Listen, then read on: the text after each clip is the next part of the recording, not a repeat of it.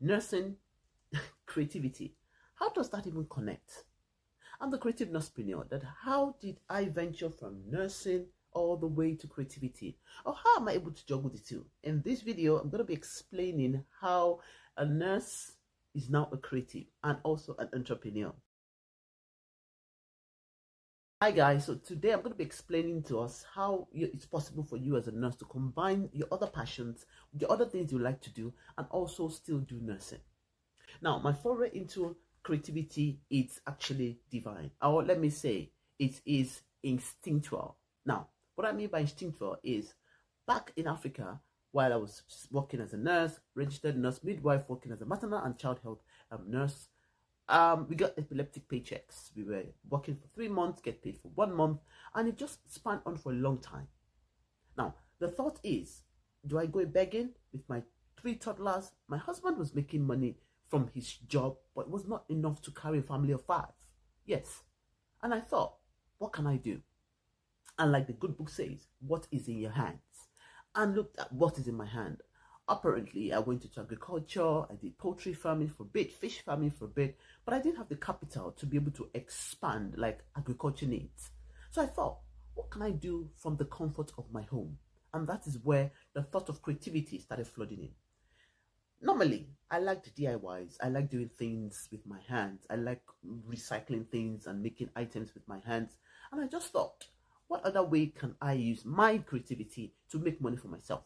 I started with Ankara bags, Ankara shoes, revamping shoes to the Ankara type, but it wasn't really the in thing at that time. I never knew anything about social media. Maybe if I did, I probably would have ventured more into it. Now, I now decided, what about making roses to adorn those Ankara bags and shoes?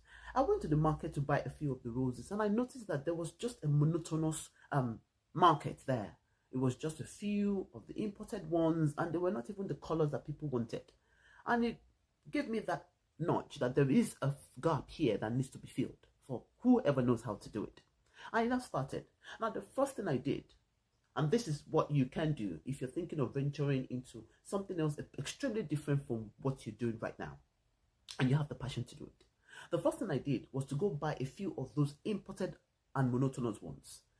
And I sat down to see how I can replicate it. Now, it took me months of trying to replicate it. I didn't have a guide, I didn't have a mentor. I didn't know much about YouTube where you can get different items then. I'm talking about 7-8 years ago. So I decided, I sat down with it 1 hour every day, trying to decipher how somebody or a group of people or even a machine was able to make those items.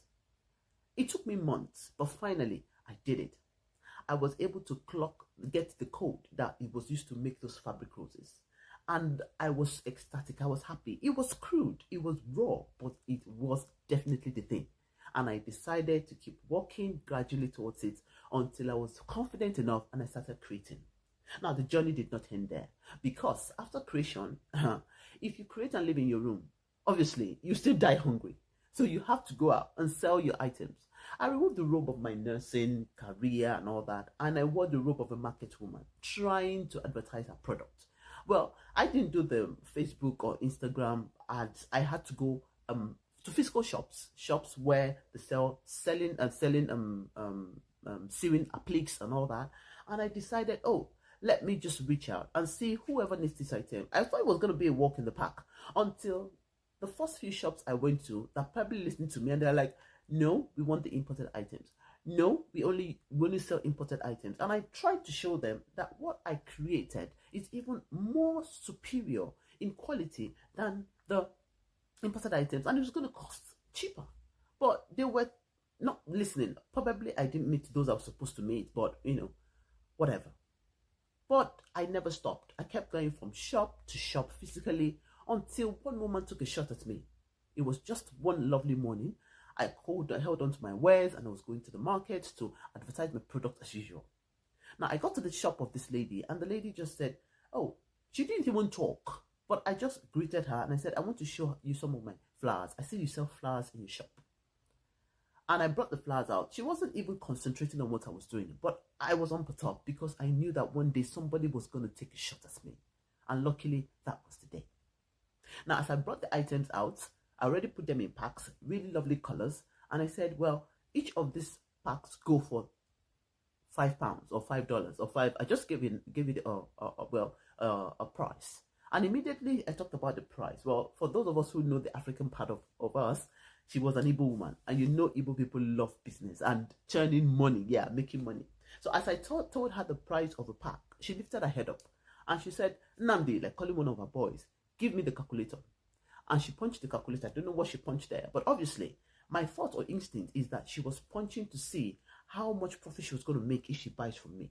And I had done my homework. I seen how much they sold those unit items. And I saw how much they would likely buy it. So I made my own price a little bit cheaper. Well, the gain wasn't that much, but that was not the aim. The aim was to get into the market and then start expanding from there. Luckily, for them, it was easier to buy from me because there was no issue with logistics. I was going to bring it to their shops. They don't have to bother about shipping from China, shipping from wherever they're buying it from. They don't have to wait for months before they get their items. They get their items directly as they order. And they can always return because I'll always keep coming to keep updating my items. So it was a win-win situation. But a lot of people were still very blind to it. But this woman took a shot at me. She told me, lifted her head up and said, get me 10 packs. And that was the big thing. That was how my business, in fact, I was so ecstatic that throughout that night I didn't sleep. I tried to make sure I created those items for her, and I brought it promptly to her shop the next day. And sincerely, that's where my creative entrepreneurial journey started, for somebody just taking a shot at me. Thank you, whoever you are. I can't even remember your name right now, but thank you for taking that shot at me. Now, for whoever you're still in the valley of indecision, you don't know what to do with the passions that you've got, just give it a shot. Just give it a try. Look at what is in the market. Look at what is selling, and you can start from there. And gradually, you're going to grow. Seriously, the journey of success is not a one-day journey. It takes years, months to build. But when it is built, it becomes an edifice that everybody adores. I hope you learned a thing or two from my journey from nursing through all the way to creativity. Till I see you in my next one, Creative Nursepreneur is saying, stay safe, be good. Bye for now.